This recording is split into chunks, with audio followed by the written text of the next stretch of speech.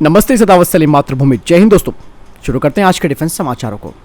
चलिए बढ़ते हैं पहले डिफेंस अपडेट की तरफ। दोस्तों, भारत का जो नेत्रा अवाक्स है उसके लिए जो एक सिस्टम बना है फ्रेंड और फोई आइडेंटिफिकेशन, वो अब तेजस मार्क 2 प्रोग्राम में लगाया जाएगा। यानी कि तेजस मार्क 2 फाइटर जेट में भी अवाक्स जैसी विशेषताएं होंगी, जिसके लिए डीआरडीओ काफी तेजी से काम कर रहा है। दरअसल अवाक्स प्रोग्राम के लिए IFFF MK-12 प्रणाली को बनाया गया है, जिसका इस्तेमाल भारत का नेत्रा अवाक्स करता है। दरअसल दोस्तों, मैं आपको बता दूं कि भारतीय वायुसेना और सेना की जो अन्य ब्रांचेस है उनके लिए भी MK-12S वेरिएंट का अलग अलग संस्करण तैयार किया गया है।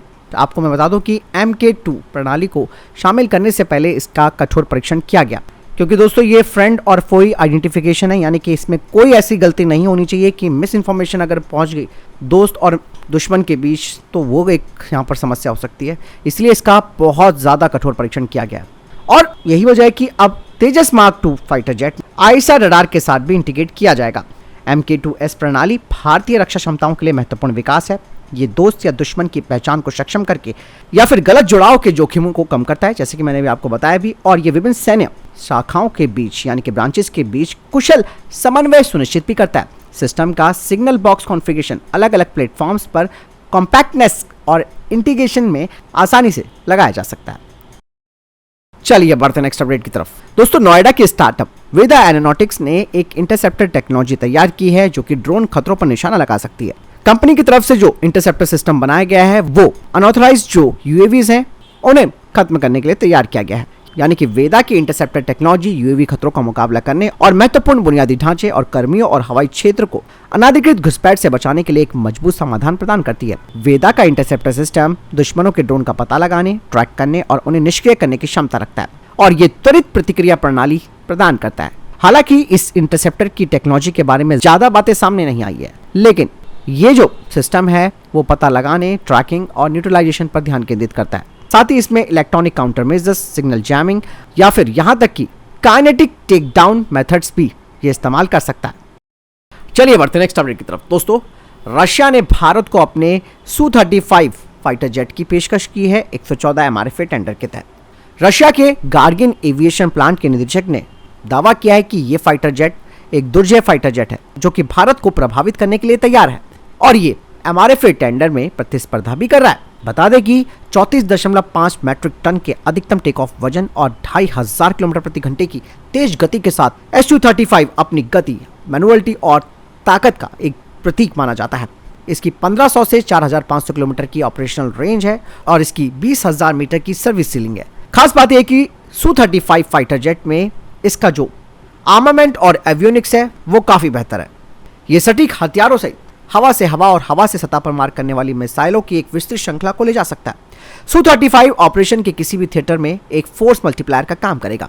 इसकी 30 mm की GSS-31 गन, इसके अलावा मध्यम और लंबी दूरी की मिसाइलें जिनमें कि ये जहाज रोधी मिसाइलों को भी लेकर चल सकता है। बात साफ हो जाती है कि ये फाइटर जेट हवाई और जमीनी दोनों मिशनों में अपनी रिलायबिलिटी और प्रिसिशन को सुनिश्चित करता है। लेकिन दोस्तों, यहाँ पर मैं आपको बता दूं कि भारतीय वायुसेना पहले से ही एक ऐसे ही एयरक्राफ्ट का इस्तेमाल कर रही है जो कि Su-30 MKI है और अगर सुखोई 30 MKI आगे चलकर जब सुपर सुखोई में बदल जाएगा तो Su-35 का जो बेस लाइन मॉडल है उसकी कोई वैल्यू नहीं रह जाएगी। डिफेंस एनालिस्ट रणेश राजन ने कहा कि सुखोई 30 MKI, जिसे कि अक्सर उन्नत भारतीय प्रणालियों के साथ भारतीय सुपर 30 माना जाता है, उसे जल्द ही एक महत्वपूर्ण अपग्रेड प्राप्त होगा जो कि इस फ्लैंकर सीरीज में सबसे उन्नत वेरिएंट हो जाएगा और ऐसे में इंडियन एयरफोर्स Su-35 मॉडल पर विचार नहीं कर सकती। Su-35 को MRFA अनुबंध के लिए भले ही ये कंपटीशन में खड़ा हुआ हो, लेकिन इसे कड़ी प्रतिस्पर्धा का सामना करना पड़ेगा। चलिए बढ़ते नेक्स्ट अपडेट की तरफ। दोस्तों, गोवा शिपयार्ड लिमिटेड ने पहली नेक्स्ट जनरेशन के ऑफशोर पेट्रोल वेसल का उद्घाटन समारोह आयोजित किया। आपको बता दें कि रक्षा मंत्रालय के द्वारा भारतीय तटरक्षक के लिए 6 नेक्स्ट जनरेशन के ऑफशोर पेट्रोल वेसल्स के निर्माण के लिए 20 दिसंबर 2023 को मुंबई में मझगांव डॉक शिप बिल्डर को अनुबंध दिया गया था और इस अनुबंध का मूल्य 1614.89 करोड़ रुपए है और ये खरीद भारतीय IDDM श्रेणी के अंतर्गत आती है। नए जहाज इंडियन कोस्ट गार्ड की फ्लीट को आधुनिक बनाने में महत्वपूर्ण भूमिका निभाएंगे। बढ़ते नेक्स्ट अपडेट की तरफ। दोस्तों, हाल ही में लार्सन एंड टुब्रो ने डिफेंस सेक्रेटरी को अपनी ऑटोनॉमस अंडर वाटर व्हीकल का एक मॉडल दिखाया था और ये जो SOV 400 है वो 400 टन के डिस्प्लेसमेंट के साथ एक मिडजेट सबमरीन है। अब ऐसा कहा जा रहा है कि SOV 400 स्पेशल फोर्सेस अभियानों के लिए खास तौर पर डिजाइन की गई है। इसमें 10 स्पेशल फोर्सेस ऑपरेटरों को ले जाने और इसके निचले हल पर स्विमर डिलीवरी व्हीकल को इंटीग्रेट करने की क्षमता है। और ये जो स्विमर डिलीवरी व्हीकल्स हैं यानी कि SDV हैं, ये हमारे कॉम्बैट स्विमर्स के लिए पानी के नीचे के अभियानों और सीमा और इंड्योरेंस का विस्तार करते हैं, जहां पर SOV 400 अपनी जबरदस्त क्षमताओं का दावा करती है। हालांकि भारतीय नौसेना ने अभी इसके लिए कोई इंटरेस्ट नहीं दिखाया, क्योंकि दोस्तों मझगांव डॉक शिप बिल्डर भी भारतीय नौसेना के मार्कोस स्पेशल फोर्सेस के लिए खुद की एक मिडजेट सबमरीन को तैयार कर रही है। ऐसे में दोस्तों क्या SOV 400 को भारत की रक्षा रणनीति में जगह मिलेगी या नहीं मिलेगी, आपको क्या लगता है कमेंट सेक्शन में लिखकर जरूर बताइएगा। साथ ही दोस्तों इसका एक और ऑप्शन यह है कि L&T इसे एक्सपोर्ट के लिए भी तैयार कर सकती है। चलिए बढ़ते नेक्स्ट अपडेट की तरफ। भारत का नेशनल टेक्निकल रिसर्च ऑर्गेनाइजेशन, जिसे कि NTRO कहा जाता है, वो खुफिया जानकारी एकत्रित करने के कार्यों में आत्मनिर्भरता की दिशा में एक महत्वपूर्ण कदम उठा रहा है। कहा जा रहा है कि अब NTRO खुफिया और निगरानी गतिविधियों के लिए अपने खुद के स्वदेशी रूप से विकसित आर्टिफिशियल इंटेलिजेंस का उपयोग करेगी। NTRO के जो कोर फंक्शंस हैं उनमें टेक्निकल डेटा, जिसमें कि कम्युनिकेशन सिग्नल, सैटेलाइट इमेजरी और दूसरे जो फॉर्म्स ऑफ इलेक्ट्रॉनिक इंफॉर्मेशन है वो शामिल होते हैं। और AI के इंटीग्रेशन से इन प्रक्रियाओं को महत्वपूर्ण रूप से ये आगे बढ़ेंगी। NTRO भारत की राष्ट्रीय सुरक्षा की रक्षा में महत्वपूर्ण भूमिका निभाता है और ऐसे में दोस्तों स्वदेशी आर्टिफिशियल इंटेलिजेंस का विकास और तैनात की राष्ट्रीय सुरक्षा के महत्वपूर्ण क्षेत्र में आत्मनिर्भरता के लिए भारत की प्रतिबद्धता का भी प्रतीक है। और विदेशी टेक्नोलॉजी पर निर्भरता कम करके NTRO अपनी खुफिया जानकारी एकत्रित करने की प्रक्रियाओं पर अधिक नियंत्रण और सुरक्षा सुनिश्चित कर सकती है। चलिए बढ़ते हैं नेक्स्ट अपडेट की तरफ। दोस्तों भारतीय सेना और स्ट्रैटेजिक फोर्सेस कमांड 2030 तक पृथ्वी 1 और पृथ्वी 2 शॉर्ट रेंज बैलिस्टिक मिसाइल को पूरी तरीके से बंद करने की योजना बना रही है। और ये कदम भारत अपने मिसाइल शस्त्रागार को आधुनिक बनाने और अगली तैनाती के लिए बड़े कदम उठाने को लेकर है। पृथ्वी 1 और पृथ्वी 2 जिनकी रेंज 150 और 350 किलोमीटर है, उनकी जगह अब जो मेन फोकस है वो एडवांस सॉल्यूशंस पर रहेगा। आपको बता दें कि पर्ले भारत की पहली टैक्टिकल क्वासी बैलिस्टिक मिसाइल जो कि पृथ्वी 2 की जगह लेगी, जिसकी रेंज 150 से 500 किलोमीटर के बीच है। और ये जो पर्ले मिसाइल है वो अधिक फ्लेक्सिबल है और इसकी एक्यूरेसी भी काफी बेहतर है। इसका सॉलिड फ्यूल प्रपल्जन सिस्टम इसे आसानी से डिप्लॉयमेंट रेडीनेस रखता है। साथ ही Pralay tactical surface to surface short range ballistic missile 700 kilogram का हाई एक्सप्लोसिव वॉरहेड ले जा सकती है। चलिए बढ़ते हैं नेक्स्ट अपडेट की तरफ। दोस्तों हाल ही में मैंने आपको डिफेंस अपडेट में बताया था कि भारतीय वायुसेना जो रॉक्स मिसाइल है इजराइल की, उसका लोकल स्तर पर प्रोडक्शन करना चाहती है और ये भारतीय वायुसेना का एक long range stand of weapon होगा। लेकिन भारतीय वायुसेना के अधिकारियों की तरफ से कहा गया है कि भारतीय वायुसेना रुद्रम सीरीज की जो मिसाइलें हैं और रॉक्स मिसाइलें दोनों को शामिल करेगी।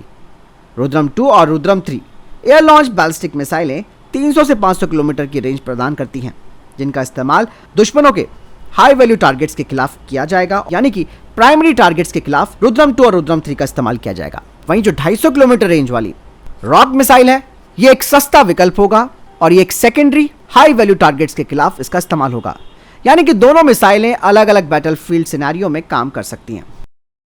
चलिए बढ़ते हैं नेक्स्ट अपडेट की तरफ। दोस्तों भारतीय नौसेना 60,000 करोड़ रुपए के प्रोजेक्ट के तहत P75I प्रोजेक्ट के लिए ट्रायल्स शुरू कर चुकी है। भारतीय नौसेना की टीम हाल ही में जर्मनी गई है, जहां वो भारत को ऑफर की गई टाइप 214 सबमरीन की AIP टेक्नोलॉजी का मूल्यांकन करेगी। दूसरे फेज के तहत जो ट्रायल्स होंगे वो स्पेन में किए जाएंगे, जहां नवंतिया और L&T ने भारत को अपनी AIP सिस्टम के साथ SAT प्लस सबमरीन की पेशकश की है। भारत के SSS डिफेंस ने एक कॉन्ट्रैक्ट जीता है, जिसके तहत सेबर स्नाइपर राइफल्स को किसी फ्रेंडली फॉरेन कंट्री को उन्होंने एक्सपोर्ट किया है। हालांकि कितनी संख्या में किया है इसके बारे में कोई जानकारी सामने नहीं आई है।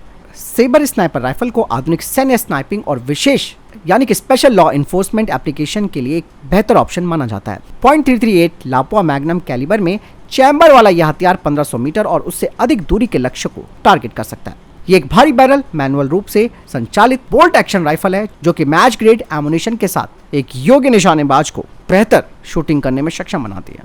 साथ ही ये अपने ऑपरेशन के लिए काफी फ्लेक्सिबल भी है। चलिए बढ़ते नेक्स्ट अपडेट की तरफ। दोस्तों नेपाल, भारत के पड़ोसी देश लगातार भारत को आंख दिखा रहे हैं। ऐसे में दोस्तों नेपाल ने एक नया नोट जारी किया है 100 रुपए का, जिसमें कि भारत के जो इलाके हैं जिसमें कि लिम्पियाधारा, काला पानी और लिपुलेख, इन्हें इस नोट में दिखाया गया है। बाकायदा प्रधानमंत्री पुष्पकमल दहल प्रचंड की अध्यक्षता में मंत्रिपरिषद की बैठक में नेपाल का नया नक्शा छापने का फैसला भी किया गया और इसी में 100 रुपए के बैंक नोट में भी ये जो 3 भारतीय इलाके हैं उन्हें शामिल किया गया है। दरअसल दोस्तों आप सब जानते हैं कि लिम्पियाधारा हो चाहे काला पानी या लिपुलेख हो, उस पर भारत का अधिकार है। हालांकि दोस्तों इनके देश का इंटरनल मैटर है, हम तो कुछ करेंगे नहीं, लेकिन इतना तो है कि किसी के नाम बदलने से वो जगह उनकी नहीं हो जाती। अगर इनको नाम बदलना ही है, यदि अपने नोट पर भारतीय इलाके अगर इनको दिखाने, तो चाइना के वो इलाके भी दिखाए जाएं जो कि चाइना ने इनके हड़प रखे हैं।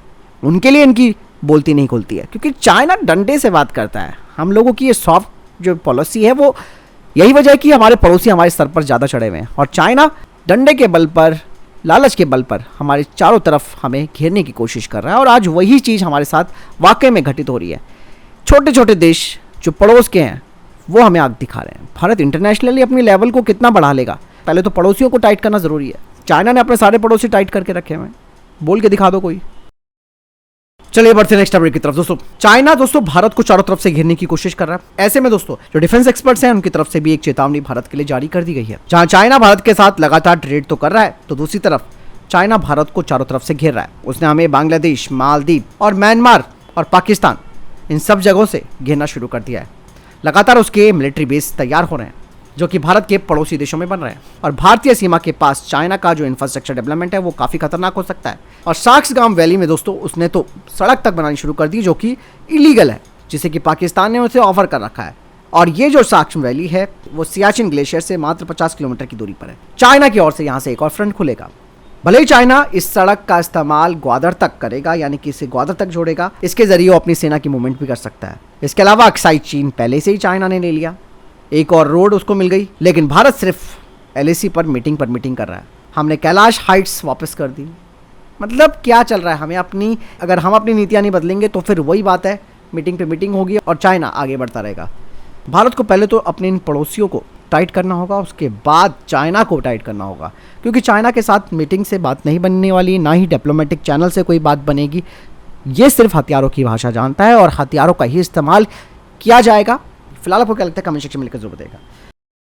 तो फिलहाल ये अभी तक के टॉप डिफेंस अपडेट्स। वीडियो के सामने कोई प्रश्न जवाब आपको कोई सवाल है कमेंट सेक्शन में लिखकर जरूर पूछ सकते हैं। वीडियो को लाइक जरूर कीजिएगा, शेयर जरूर कीजिएगा। जय हिंद, वंदे मातरम।